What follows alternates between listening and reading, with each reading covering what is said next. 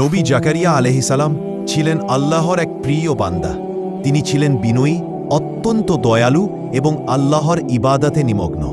তিনি বনি ইসরাইলকে সত্যের পক্ষে ডাকতেন, কিন্তু তার জীবনের একটি ব্যথা ছিল, তার কোনো সন্তান ছিল না।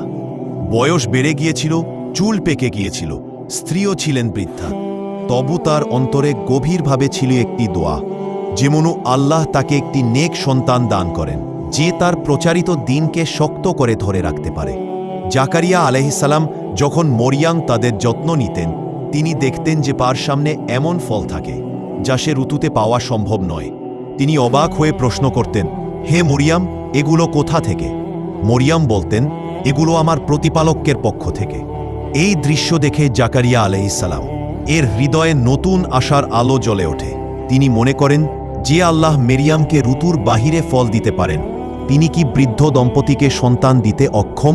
এক রাতে গভীর ইবাদতের পর তিনি কাবার দিকে মুখ তুলে দুহাত তুলে দোয়া করেন, হে আমার প্রভু, আমায় এমন একটি সন্তান দান করুন যে পবিত্র হবে, নেক হবে এবং বংশধারার যোগ্য হবে।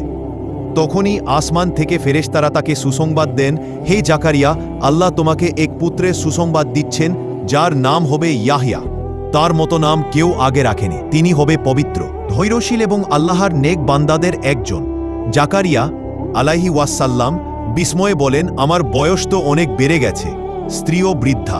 ফেরেশতারা বললেন, আল্লাহ যাকে চান সৃষ্টি করেন, তার কাছে কিছুই কঠিন নয়। অলৌকিকভাবে তার স্ত্রী গর্ভবতী হন এবং কিছুদিন পর জন্ম নেন ইয়াহইয়া আলাইহি ওয়াসাল্লাম, একজন অত্যন্ত নরম স্বভাব, জ্ঞানী ও ত্যাগী নবী।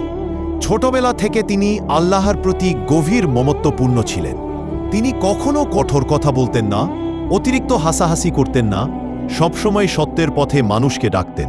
নবী জাকারিয়া আলাইহি ওয়াসাল্লাম বুঝলেন, আল্লাহ কখনো দোয়া ফিরিয়ে দেন না, শুধু তিনি গ্রহণের জন্য সঠিক সময় নির্ধারণ করেন। ইয়াহইয়া আলাইহি ওয়াসাল্লাম এর আগমন শুধু এক সন্তানের জন্ম ছিল না, এ ছিল আল্লাহর পক্ষ থেকে একটি অলৌকিক প্রমাণ যে তার ইচ্ছাই সর্বোচ্চ।